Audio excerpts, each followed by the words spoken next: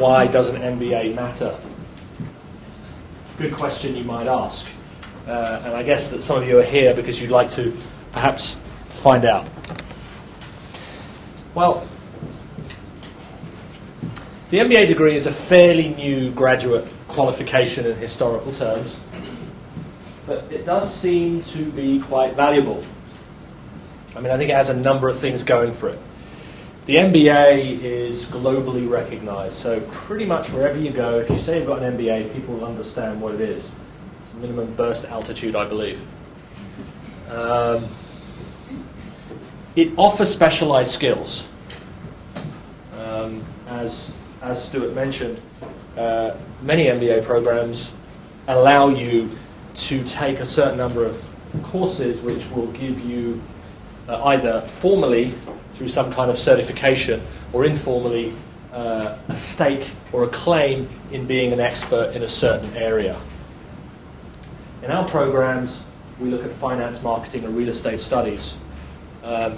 We used to have a specialization in general management, but that struck me as being slightly ridiculous because you can't really specialize in general management. But anyway, there we are. It doesn't exist anymore. One of the things that MBA programs have done is they're often a fast-track entry into senior management. So often people take MBA degrees because they see opportunities to jump the corporate ladder into higher levels within an organization. And last of all, there is some evidence to suggest that MBA programs, when combined with other experiences and knowledge, lead to higher salaries. And that is something that certainly attracts people to MBA degrees.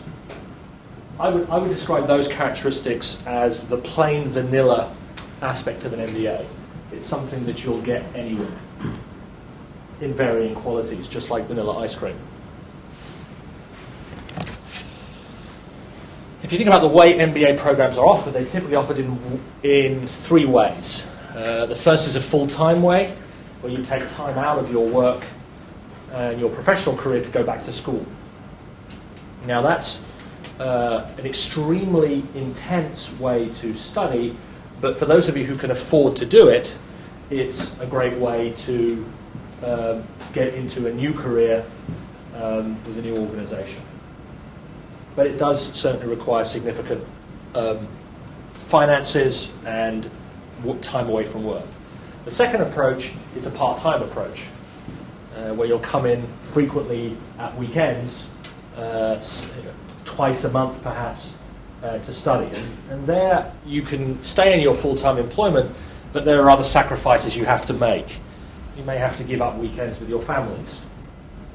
You'll find significant conflicts between your bosses telling you to go to a meeting that's not worth going to and coming to school. Right? And my colleagues know, and I've said this frequently, my philosophy on this is if you decide to do an MBA on a part-time basis, professional reasons are not an excuse for not coming. You've made a decision to come, you come to school. If you can't come to school because your boss tells you to go to work, you either quit your MBA or you tell your boss to go and take a hike. It's your call. You choose how you want to do that, but that's what it is. And the third approach is a modular approach, which is we get you to come in for an intensive period of time, 2 weeks, maybe 10 days, sometimes 3 weeks, and you're just at school for that period of time and you go away. And for most of the year, you're at work, but for those intense periods, you're at university. Now, that's very attractive to senior management, because senior managers can tell people, I'm blocking off 10 working days in February this year, I'm not available. Right?